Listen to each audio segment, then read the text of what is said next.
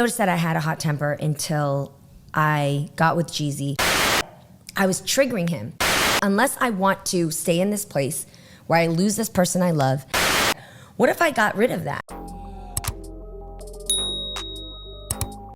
So recently I did a reaction video to, the interview that Jeezy posted on his channel, where he was interviewed, in a sense, by Nia Long. And, this is in light of his album or his book, he has decided to kind of dig a little bit deeper and kind of tell people a lot about his story. He started all the way from his childhood, right? From his foundation, why he is the way he is, some of the trauma that he's experienced, what made him into the man that he is today. And he also very briefly touched on his relationship, or the demise of his relationship, his marriage with Jeannie Mai. Now, of course, there's always going to be in any conversation like that, people who are going to disagree or share their side of the story that, they feel like they side with him, they side with Jeannie, they side with, just the balance of truth. And, on social media, I just saw a floodgate of women who were so angry. Okay. They were furious that not only that Jeezy was sitting there having this conversation, but they were extremely upset that he decided to have this conversation with a black woman, which was very mind-boggling to me because, it just shows that we are in a state that a lot of the women within our community have a hard time being pleased. Okay, it's like you might as well do whatever it is that you want to do as a man, because if you are trying to do something to appease our women, it's very difficult to be able to do so. A lot of women were so extremely upset that he, when he married her, people were kind of silent. But then when the divorce hit the fan, people was like, oh, I knew it. That's what happens when you don't marry a black woman. Oh, I could see this coming. You see, that's what happens when you think they got your back and they don't really, oh, he thought she was this kind of woman. Now he really found out. And, but then he decided to, we don't know if he took that criticism. We don't know if he was just coming from a certain place or whatever. He sat down with a black woman to have this conversation, and women were mad. Again, you can bring water from the moon to this woman. You can give her the moon, the stars, the sun, everything that she's asking for or requiring of you, and she's still going to have a problem with it. I think that a lot of people get a little confused. There are some things that are for sure black issues, right? Absolutely. As a black woman, I know this. You guys know, of course. There are some things that we know are specific to us, to our traumas, to our hurt, to our pain. We have our own specific issues. But also in the realms of relationships, especially here in the U.S., it is a broad, we are painting with a broad brush, because all of the women are acting under one accord that are here. Okay, I'm not saying every single one, but the majority. It's not like, where you could say, oh, well, that's only those kind of people issues, or that's only these kind of people issues. As you guys can see, even here on my channel, when I do reactions, there are people who look all type of different colors. And in the comment section with men responding of their experiences, all their colors are different as well. And it just leads me to believe, again, that you just cannot be pleased. And you purposely are trying to find fault with situations, especially if there's a strong possibility that the mirror is going to be pointed back at you, and you have to, internalize or listen to any of the criticism or any of the things that he is talking about. If any of the things that he was complaining about ring true for you, and you are somebody who is operating in that mindset or in that state of mind, of course you're going to have a problem with it. Of course you're going to pick it apart. Of course you're going to find difficulties. Because your deflection is your way of saying, I'm immune from this. I don't have to do the work because I'm picking a problem instead of listening to understand, to comprehend, to grow. in my comment section, I decided to pull out a couple of comments that I wanted to address. I know there was a lot of people in my comment section who wanted me to further the conversation in regards to that interview, so we're going to go ahead and do that as well. And I also wanted to play a snip of something that Jeannie Mai said in the beginning of her marriage with Jeezy, or her relationship with Jeezy. I'm not sure if they were married at the time. I believe they might have been. I'm not 100% sure. And I wanted us to bring it back because in all of this conversation back and forth, we have to listen to the people who were involved in this relationship. That's the whole point. Like, we need to be listening to what the two people who were involved in this relationship are saying, as well as what they're not saying. There's a lot of people who are just living their everyday lives, a lot of people who are in their own relationships, own marriages, that can learn and grow from these things. And I know a lot of people would say, well, if they don't want to hear, if they don't want to listen, if they don't want to, but there's people out there who are. I say it all the time. You guys will even see here in this comment thread, there's so many women who message me and say, man, I didn't like the message. I didn't like this. I thought this. I thought all of these things. But then when I sit down and I actually listen to comprehend what you're saying, it's helping me and I'm seeing different results. So let me get into this first comment, okay? The first comment, we just ripping a Band-Aid off.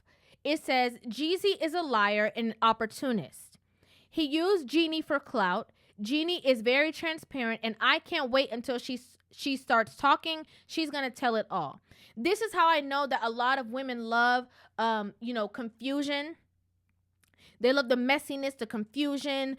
They want to be able to go tit for tat. They just want so bad to be on the side of the woman. Regardless of if she told you herself that she has her own faults and he is sitting here saying that she has certain faults. And I want this to be very clear. This is not saying that there's not two parts to play in this situation. We all know that. Two people got married. Two people took a responsibility. There's two people that this falls on the arms of. However, women only want to remember that there's two parts to play when they're in the wrong, or when their sister from the sisterhood is in the wrong. Because the sisterhood is not only black women. Y'all got you got the feminist sisterhood. You got the black women's sisterhood. We got a lot of sisterhoods going on. Or, women supporting women regardless of. If a woman does anything wrong to a man, you will never hear those women saying, oh, well, that's messed up because, I bet he didn't deserve this, or that's not even fair. I can't believe she treated him this way. Oh, this is horrible. Oh, this is distasteful. You know what you will hear women saying? Oh, well, somehow, some way it's his fault because she's a good woman. He messed up. He the one. Somehow we got to find a way to blame the man. Whenever it is putting the pressure on a woman and saying, no, sis, you got to do better. No, sis, it's you. No, you ruined it. No, you got to check yourself. No, use this as an opportunity to grow and evolve. Oh, you don't like women.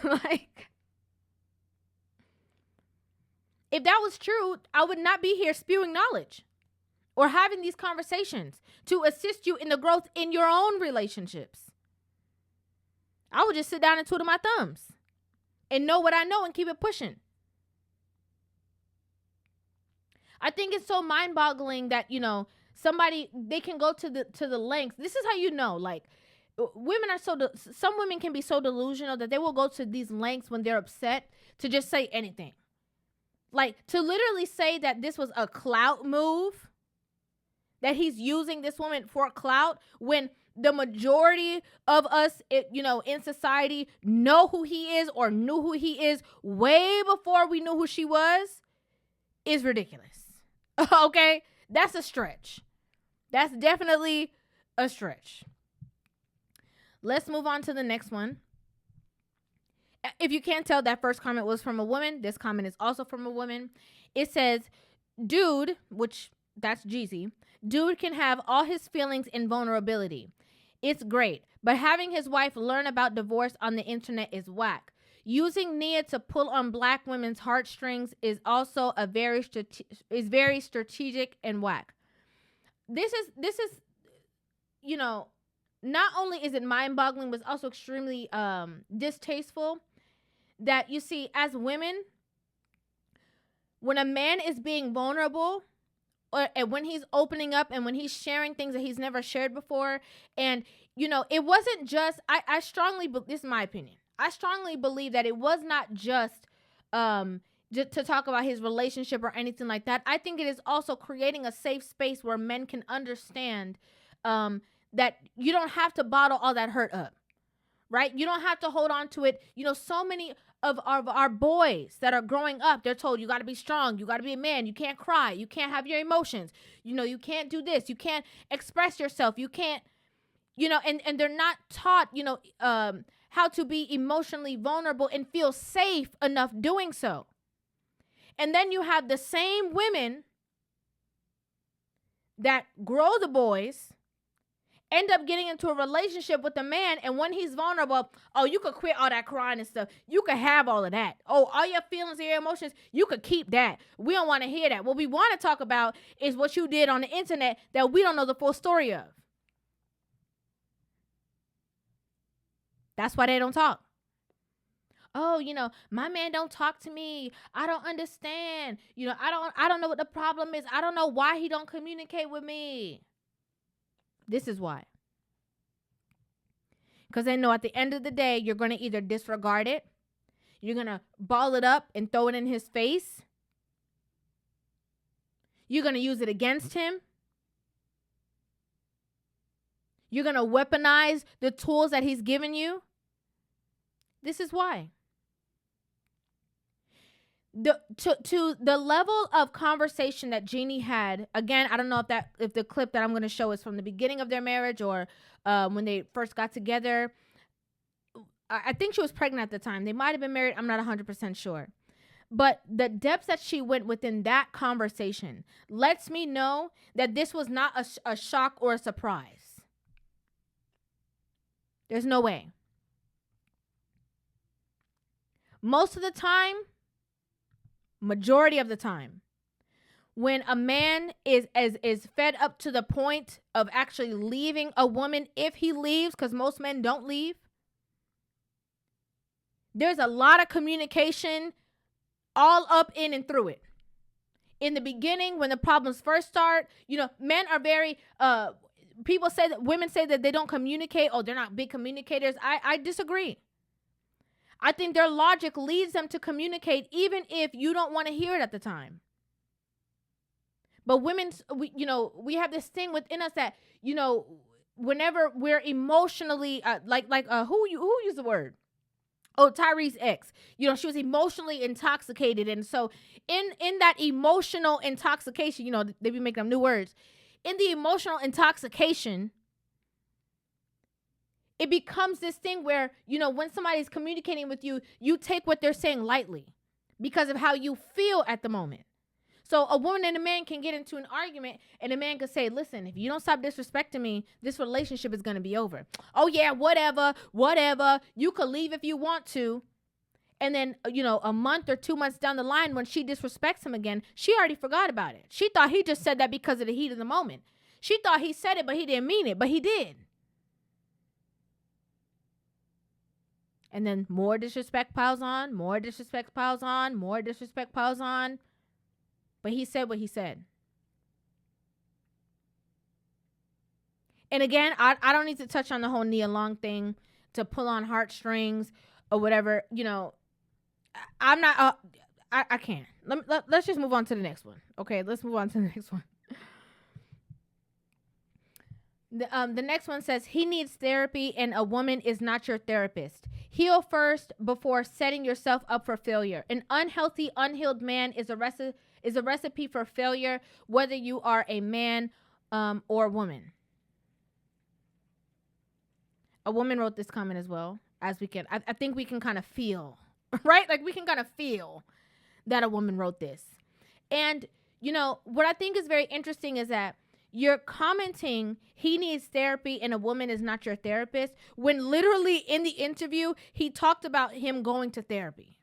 He talked about him having a therapist. He also talked about the fact that he took, his wife and him both went to therapy together.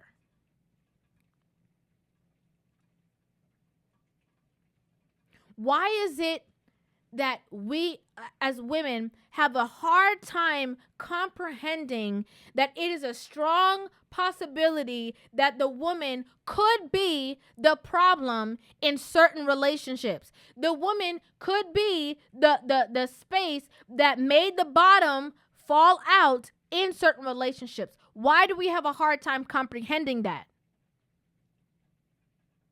Why do we think that we have to point? The pointing is what leaves you guys alone. The pointing is what ruins your relationships. The pointing is what keeps you from evolving and growing. But y'all don't want to hear that though. All you want to hear is, yes, sis, you're right. Oh, yes, sis. Oh, yeah. You're the one. You're the prize. You're the this. You're the that. No matter what you do, we can blame somebody else for it. We can absolve you of all accountability.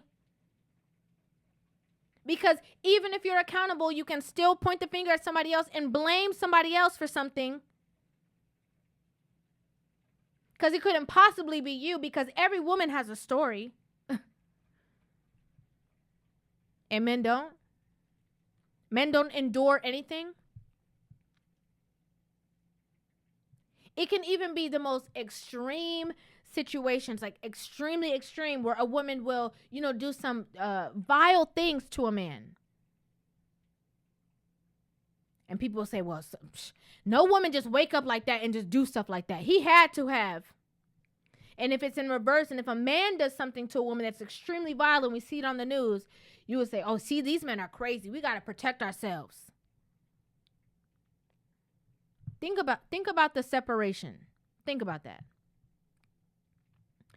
Next comment says, oh, these are all women, by the way. Next comment says, Jeannie is an extremely nurturing woman. However, she's also taking care of her family. That's where her hustle comes from, which I'm sure, I think she meant to say he, which I'm sure he loved that about her.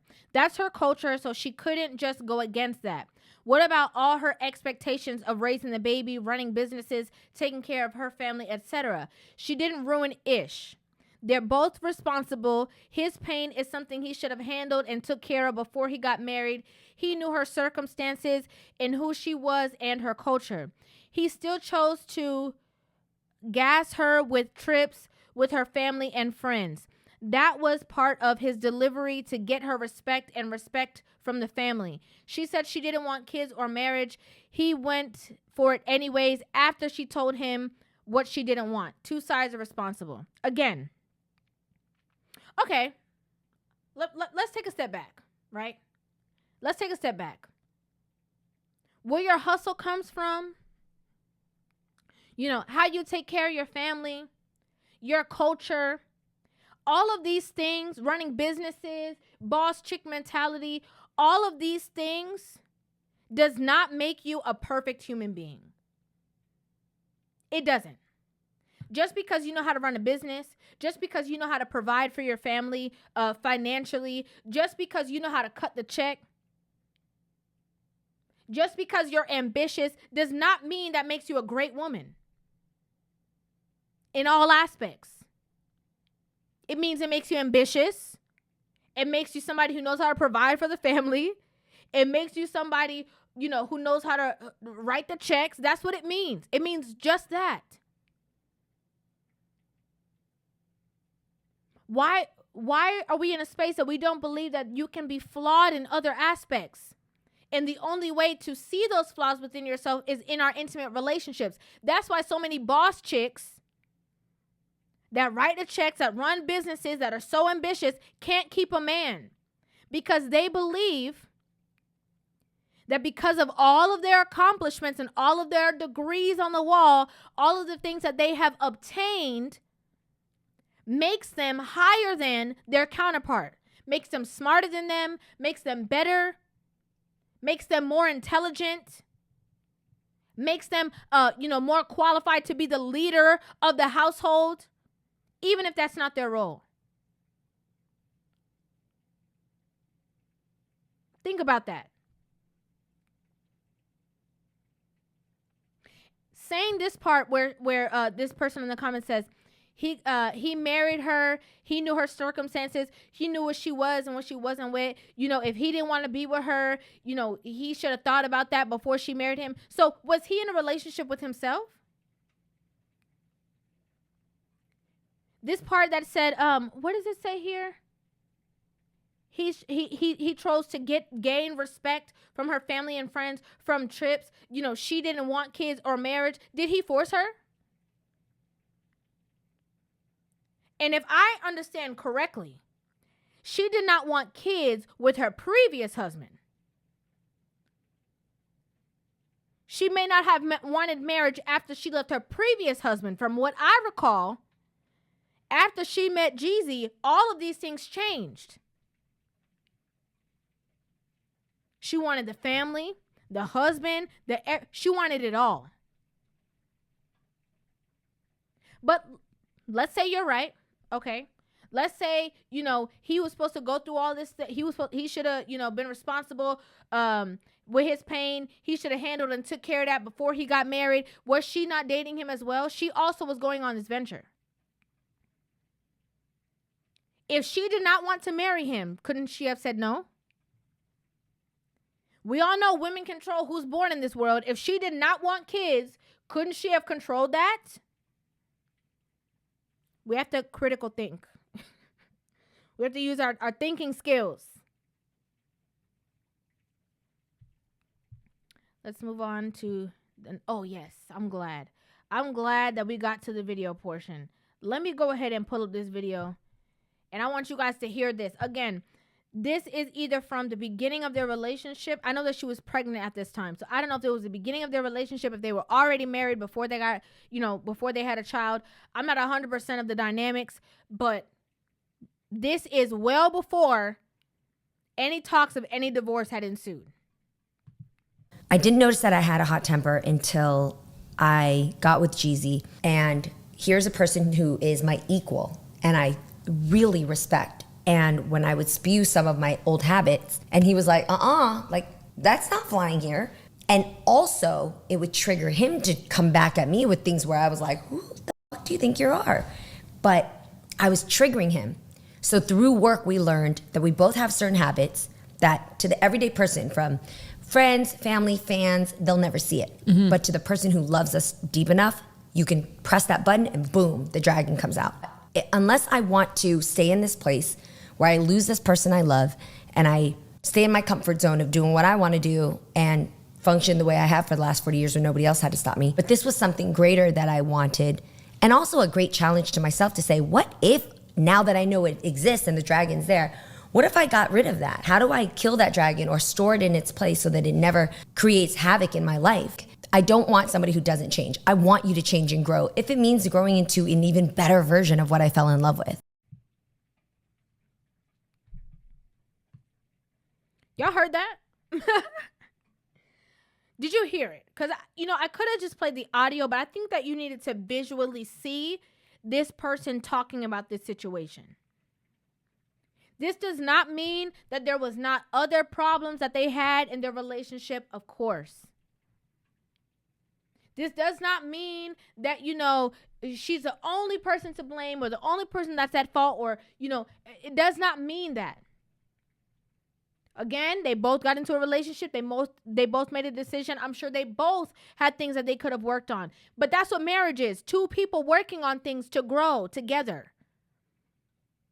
It's always going to be like that. It's always going to be somebody bringing their stuff, the other person bringing their stuff, and you guys figure out how to make it work together. That's what marriage is. It's not two perfect people getting together and being more perfect. That's where the delusion comes from. That's why there's so much divorce, because you think that it's two perfect people coming together and just expanding on the perfection, and that's not reality. It's two imperfect people getting together, building, growing, working to become the best versions of themselves. This person being a mirror and showing you your innermost faults that you can work on and grow, and vice versa. in the interview that Jeezy did, he clearly said they reached a peak where she was no longer willing to work on these aspects while he was. They went to therapy and it still was not working. You hear it from her mouth.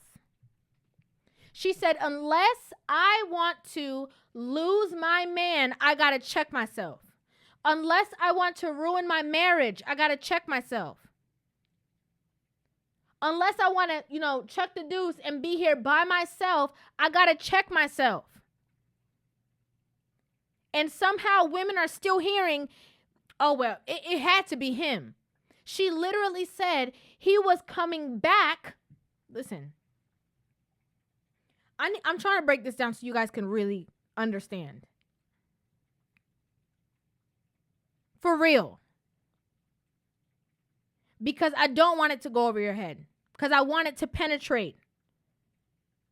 So you can really understand the magnitude of this situation and why I'm covering it. So many everyday people go through things in their relationships and can learn from this. This is one of the main reasons why relationships do not work out. A lot of women don't know how to tame their tongue. A lot of women don't know how to effectively communicate when they're upset. A lot of women don't know how to respectfully disagree.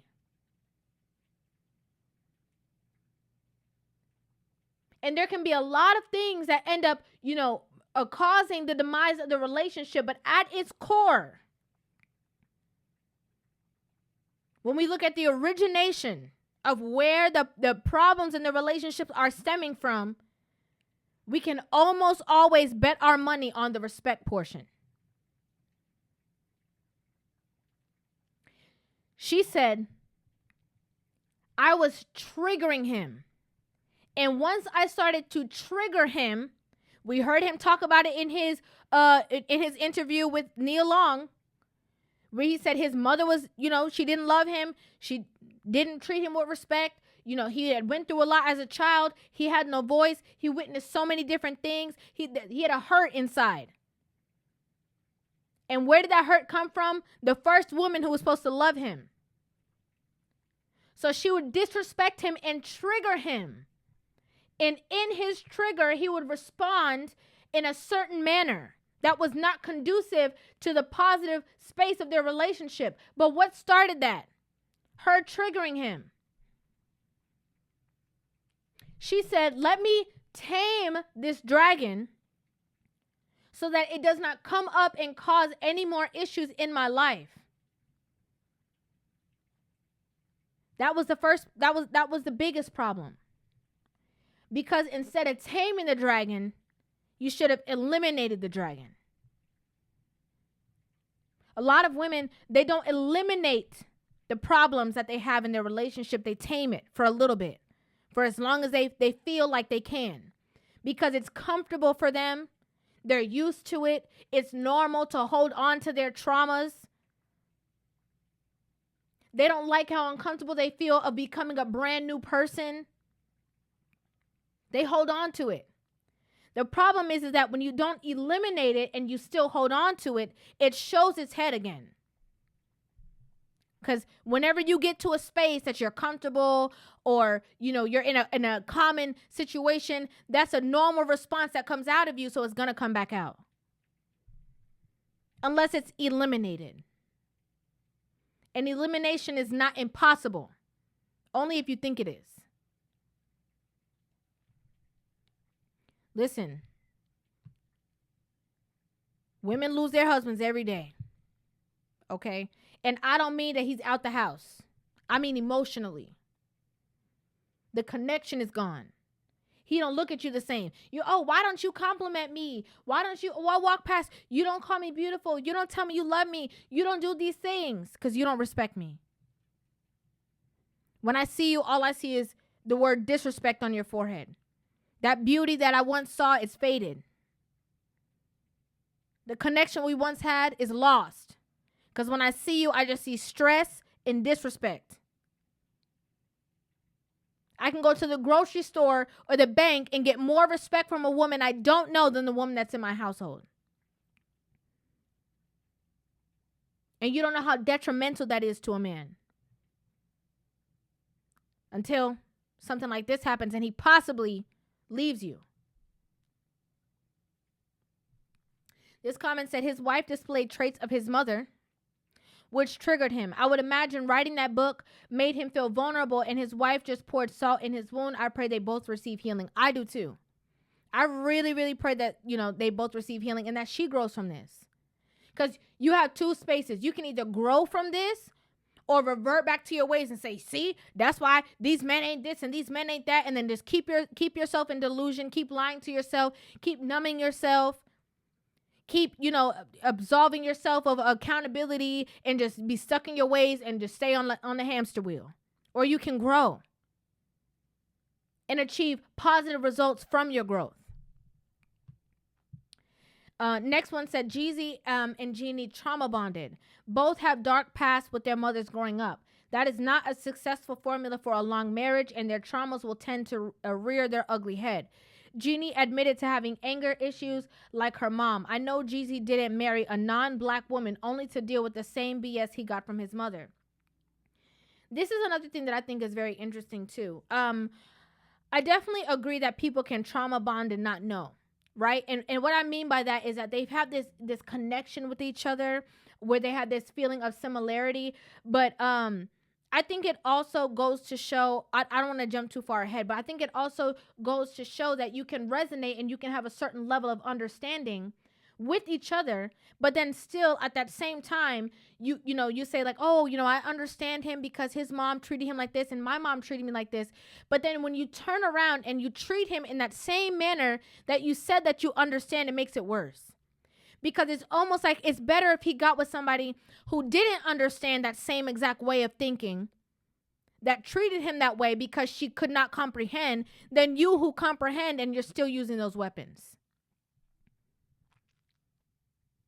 Again, I don't want to get into it, but it says, I don't believe that Jeezy married a non-black woman only to deal with the same BS that he got from his mother. I don't believe that he believed that she was anything other than what she portrayed herself to be, her representative. And that's not only a black woman thing or an Asian thing or this thing. There's a lot of women who show their representative. They show the best version of themselves. Oh, I can cook and clean. Oh, I'm not mad. If you want to hang out with the boys, I'm not going to beg you. I'm not going to call you. You do your thing. I'm cool like the guys. I'm a girl that I could relate to, and you don't have to worry about nothing. There's so many women who present themselves to be that way. Then once they get married, all of a sudden, the quote unquote, as she used, the dragon comes out, and they be like, who is this? I never been married before. I only married you because you proved yourself to be different, and now you're not. That means that I married a facade. I was bamboozled, hoodwinked. I was tricked. Let's move on to the next comment. This comment says, when a woman has emotionally detached from you and started emasculating you as a man, it's best that you leave. I'm not speaking about what I heard. I'm speaking about what I went through. Again, it's detrimental when a man can go anywhere else. He can walk past somebody in the grocery store and she smiles at him and he's like, man, that's the first time a woman smiled at me in months, and he lives at home with you.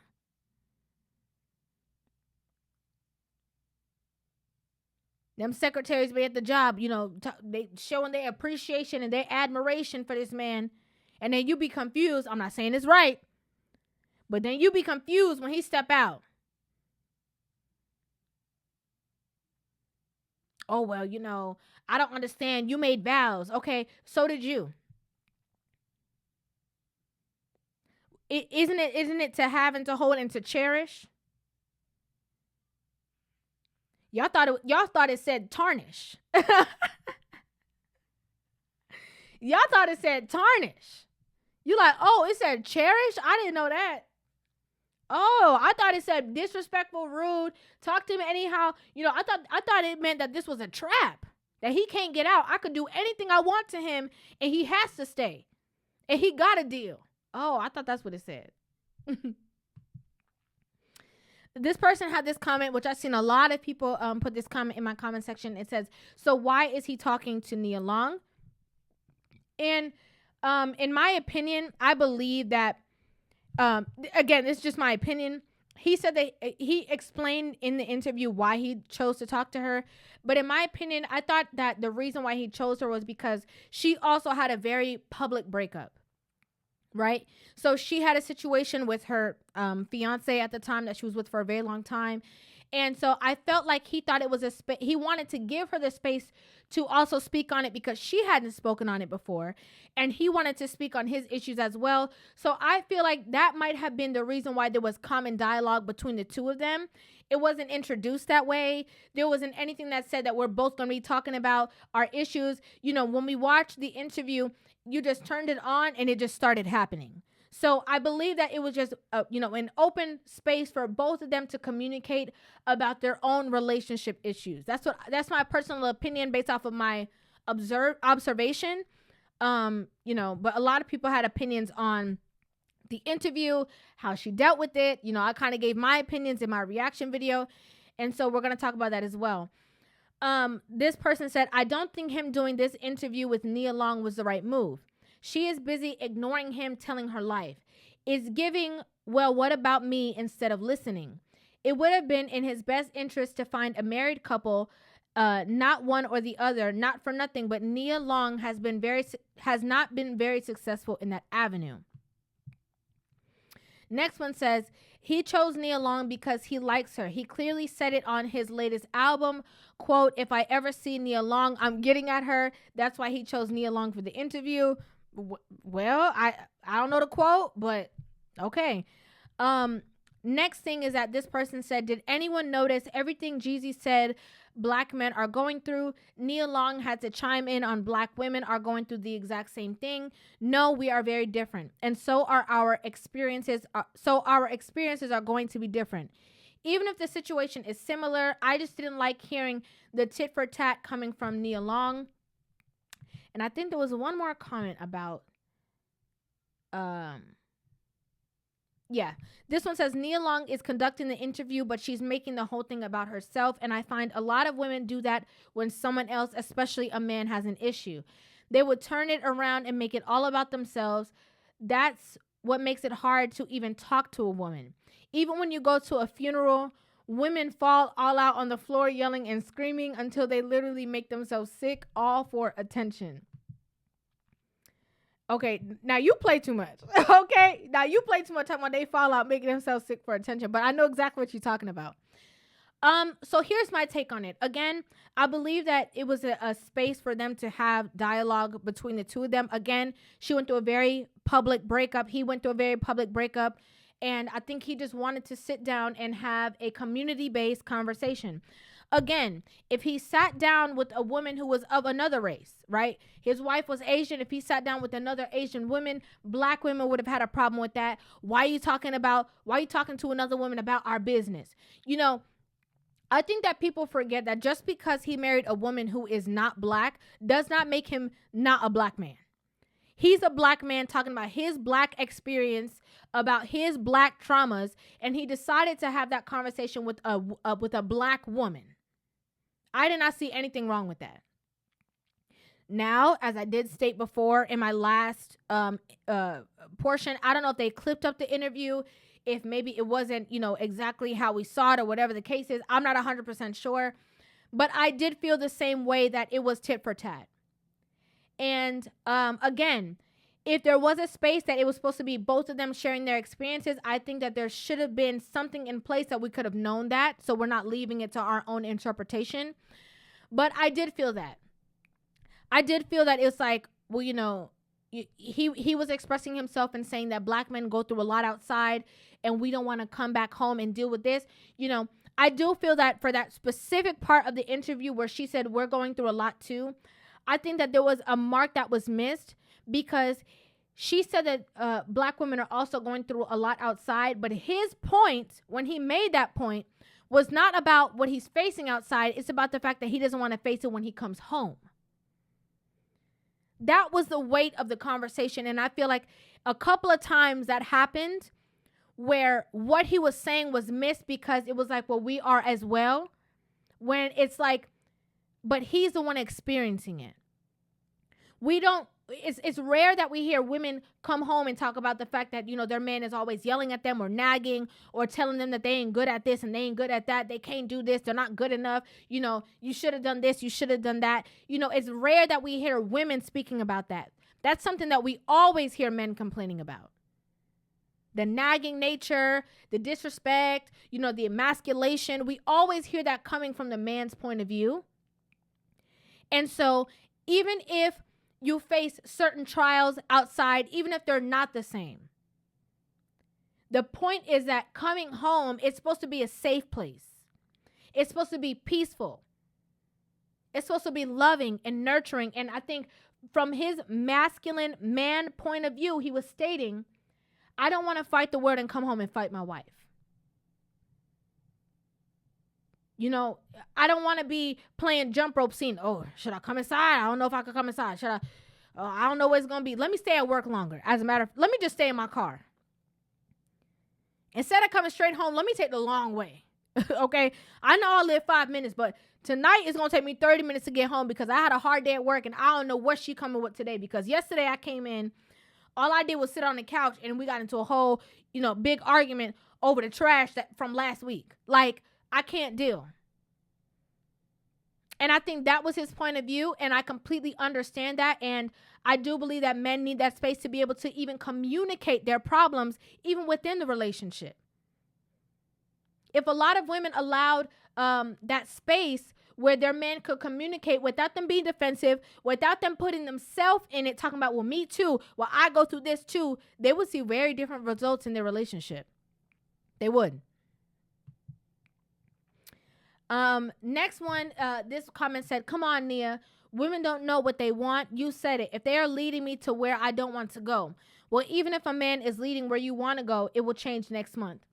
This is referring to the part in the interview where Nia Long was saying, you know, Jeezy asked Nia Long, do women want to be led? Because Nia Long was saying that women want to be led. And he said, well, do they? Like, because basically that's not how they don't portray that they want to be led. They say that. But when a man is actually there to lead them, you know, they're met with discourse. And she's saying, well, you know, if I don't want to go in the way that in which you're leading me, then that's when I'm going to have a problem where you're going to receive conflict. I made a point even in my last video that I said, I'm going to know your leadership skills before we're even in a relationship. Because I'm not going to already be up under your leadership and then combating it. That don't make no sense. Because that trust comes from, I trust you to lead me everywhere. I could blindly let you lead me. I could close my eyes, right? And I know that I can trust wherever it is that you're leading me because I already know you. I think that's a problem that a lot of that we see a lot of the times, is that a lot of people don't have that sense of know with each other. This comment said, this black man shares his damaged roots with so many of us. Myself as a black man have never experienced unconditional love. You spend your life feeling like you're walking a tightrope at all times, and heaven forbid if you fail. And this is so hurtful to me. I saw so many comments like this. You know, they all often talk about how even, you know, men don't receive flowers and the only time is at their funeral. You see so many men, you know, in the public eye who have literally self-deleted. Right? And it's so hurtful that there's not a space or a place where men always have to feel like they have to do, they have to achieve, they have to accomplish, they have to do this, because that's the only way that people view them as a great man or a good man or a quote unquote high value man. When in actuality, it's who you are. Just because a man can buy a Bentley doesn't make him high value. In my opinion. It makes him a high earner.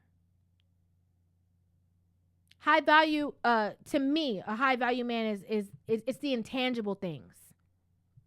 Leadership skills, who you are, your self-respect, your dignity, your pride, your morals, your principles. Next comment says, the problem is when you tell a woman your problem, she will sometimes mirror it with yours. For instance, when he said men are fighting the world, it became about her and responds with we are too. Now, I'm not saying women don't have problems to fight, but be it man or woman, some of the best interviews have to be good at listening. I agree. This comment said there's no such thing as unconditional love, and I don't agree with this. There is indeed a such thing as unconditional love.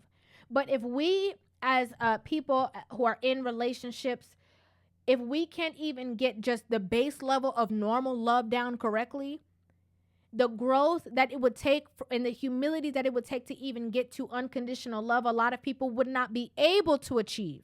Because just the dynamics and the basis, if people can't get through that, how can you get to that next level? You can't go to 10 without starting with 1. And a lot of us are having a problem just going from 0 to 1. I do agree that it exists in romantic relationships. I do believe that it exists for sure. Next one says, they're having a conversation. I thought she did well, especially since she's not an interviewer. He is still traumatized, and you can see that in how he speaks about his relationships with his children. Women dysfunction seems to be more detrimental than men dysfunction in relation to their children. Of course. Absolutely. That's why when we look at statistics, it says that, a man who raises his children, the children come out the same way as children who are in 2-parent households, as opposed to, a woman who raises their children alone. That impact from your mother, especially if it's not in a positive light, it runs deep because you live there. Like, that was your house. Before you came into this world, that was your cocoon. So that space and that not only the hurt, the disrespect, but also the manipulation that women have the capability of doing to their children, it runs deep. And it takes a long time to get that stain off if you're able to. Next comment says, we're born as beings to be loved, but it seems to always be the experience in the Black community that the children aren't loved or treated right. Why is that? I would not say that this is only within our community, because as we saw, even with this perfect example with Jeannie Mai, she is an Asian woman and she grew up with that same exact experience. There's a lot of people with different races that grow up in that way. And especially in certain cultures, because, there's a line of like not showing love or not showing affection. But I believe that as people, we are actually a loving people. I think we are actually a very nurturing people as Black people. I think the problem is that a lot of people have children in struggle. I got to be honest. I think that's one of the main reasons. A lot of Black people have children in struggle when they're not ready, when they're not mature, when they're not well equipped, and so they are in survival mode, and they are treating their children in ill ways because of ignorance, number one, but also because of frustration, because of the space that they're in. Baby mama culture is prevalent within our community. Just have the baby. You could do better by yourself. You could raise it. You don't need no man. You could, and we're raising children in lack. And then forcing them to fulfill us in a certain way as well. Because we didn't experience love, because we were raised in lack, we expect this child to fulfill us in a certain way, and if they don't, it's a problem. Or we're expecting them to hurry up and grow up and help us, so they don't even have they're robbed of their childhood. I think that's why it's more prevalent with us and what we see in our communities. The reason why so many people have gone through being quote unquote touched is because mama had to work, daddy wasn't there, and why was daddy not there? Most of the time because he was young, she was young, they done got into a certain situation. Are there men who just, absolutely stepped away? Yes. Sometimes the women get so mad, I could do better by myself, I don't need you around. They exile the father, the father's family. They're doing it on their own. Then they get around people who are preying on them because there is no man around. Then they leave them, and then we see over and over again. The same things. It's not just about our, culturally, it's also about lack, struggle. That's my opinion on it. Next comment says, as a black man, it's very hard, damn near impossible to open up to women. I tried and it's always used against me in arguments. Women talk about how emotionally intelligent they are.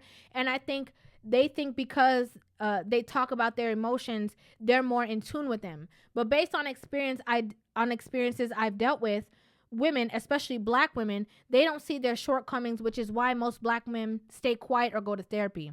Also, I don't understand why men go through divorce. It's more like someone died. But if a woman goes through divorce, it's a celebration. Facts.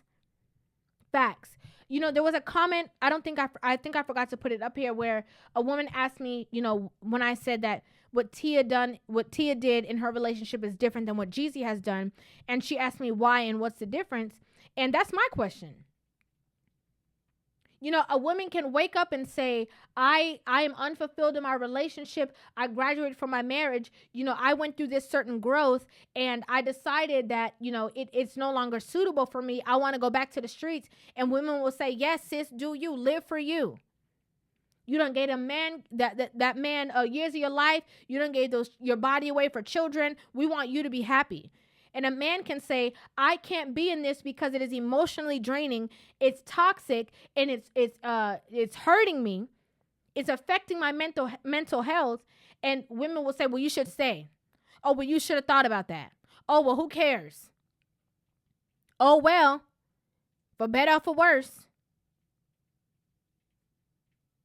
Doesn't make sense. If somebody is talking about a form of, hurt or pain they are enduring in a relationship, it doesn't mean that it's right to leave, but it also doesn't mean, like, what would you have to pick your sanity, your peace of mind, or is it that you are just chasing or trying to fulfill this need that social media feels like you have to? Are you trying to keep up? Are you jealous of the people who don't have the situation that you have, that can be in the streets, that don't have to answer to nobody? Being that men don't have to answer to anyone, if you really think about it. Women are always under the regime of a man, and women are always trying to run from that.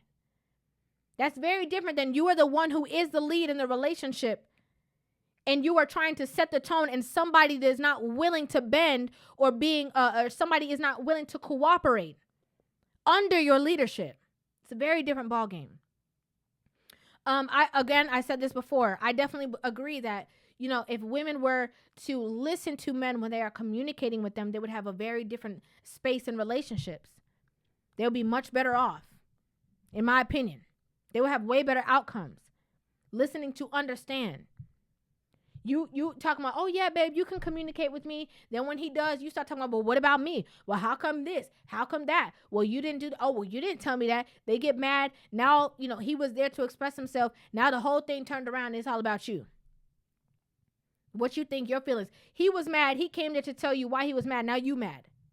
Now everything got to shut down. Now he stopped talking to you. Now you talking about, well, he don't open up. Of course not.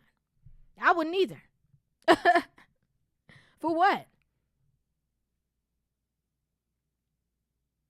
And I think it's ironic because a lot of men open up in the beginning of relationships because women show their representative being this, peaceful, nurturing, kind, caring person. And then once they start to get used to this man, anything he opens up his mouth out becomes a problem. And we have to check ourselves as women. You say you want your man to communicate. That's what you say. But you flip it and turn it on him every chance you get.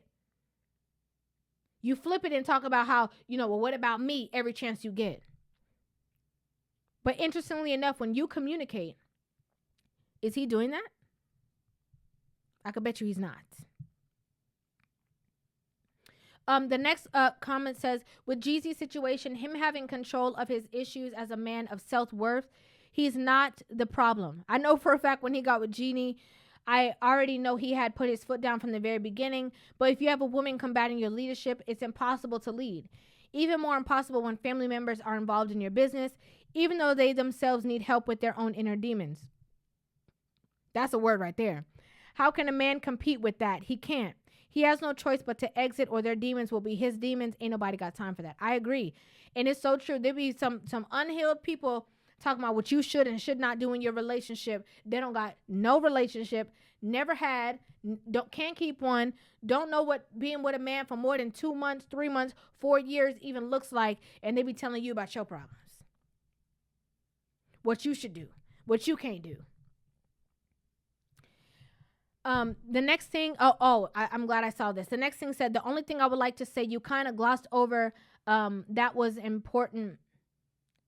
Something that was important, the way his mother treated him because of her relationship with his father and his resemblance to him. This is a very big problem in the single parent, woman-led household in Black America for males born in this situation.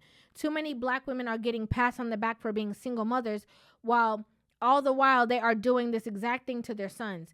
It's creating a divide in our community that may be the end of the Black family. It's an epidemic that needs to be addressed, and your platform is probably the only place I think it will be said. However, wonderful video, and keep going, Rivah. This is the type of rhetoric that is vital. Thank you so much for saying that also. But I'm so glad that you said that, because in the last video, there was so many things to touch on. And I think I played a clip for like a couple of minutes that I ended up catching the tail end. But I'm glad that you said this, because this is like a whole separate conversation. Right? Like, this is like, we need a whole specific video just for this, but I am going to touch on this. You know, when Jeezy said in that interview that, you know, his mother treated him a certain way because he looks like his dad, I think that is, it speaks so many volumes, and it does run very deep within the Black community. For sure. For sure. Oh, why are you doing that? Just like your daddy. Oh, you ain't gonna be nothing, just like your daddy. You know, you worthless, just like your daddy. Like, this is something that's always thrown as a dagger. But because he could not be what you wanted him to be, because, you know, that man was not somebody who bowed down to you, because you could not get what you wanted out of that relationship, a lot of women do one or two things, actually one of three things. The first thing they do is they outcast you because you look like him, treat you bad, treat you less than, have no respect for you, you know, talk down to you, tell you all the things that you will never, ever be. Or two, they try to, you know, create this bond with you and exile the father. They get into a space with you that they want to bring you so close to them that you almost run away from those traits of yourself from your father. And three, which is kind of tied in with two, they manipulate the relationship that you have with your father, so that you will not have those traits of whatever it is of a man that you would get from your father. You can't have those traits, because they make you believe and feel that your father is the villain. So they prioritize themselves. Oh, you know, your mommy's baby. Oh, you know, your mama love you. Oh, you get all the good traits that you got, you get it from me. All the bad traits that you got, you get it from your dad. So psychologically, you know, subconsciously, you're like, oh, I don't want to be like him. You know, your mom will start saying all the things of what a good man is, but it's actually a man that she's never seen before, because she's giving this man feminine traits of her Build-A-Man that she could never obtain, to create this kind of man that will be satisfying to her, so that he will be nothing like his father, even if that means diminishing their son of his masculinity. That's, again, we have to have a whole different long conversation about that. Might even have to do a live stream.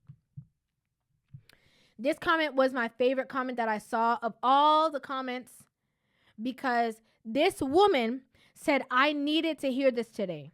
My husband and I aren't having the best few days, and I've been wrapped up in my feelings. I can't be a soft place to land if I don't let my guard down. Our relationship and family are so much bigger than this petty disagreement. Time to make up with my man. And the reason why I love this is because of the accountability.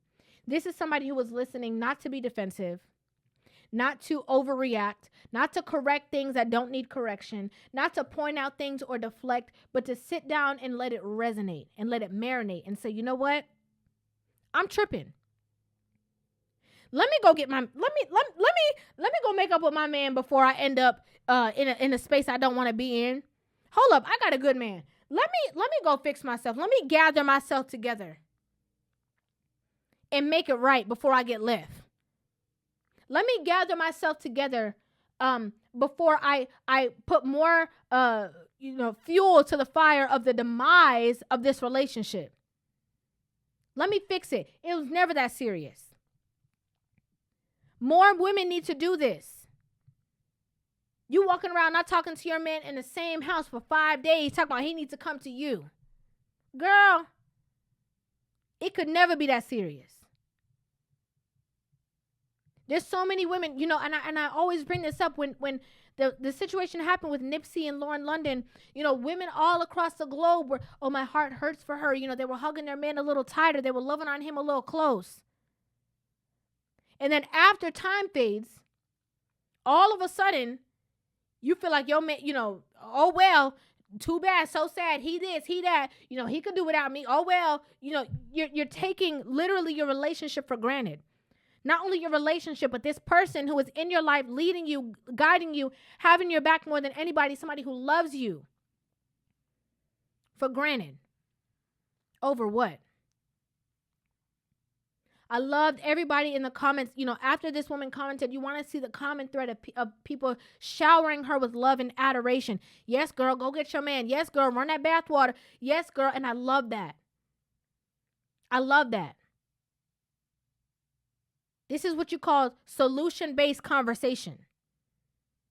Because people are going out there, taking the tools and mending things. I love that.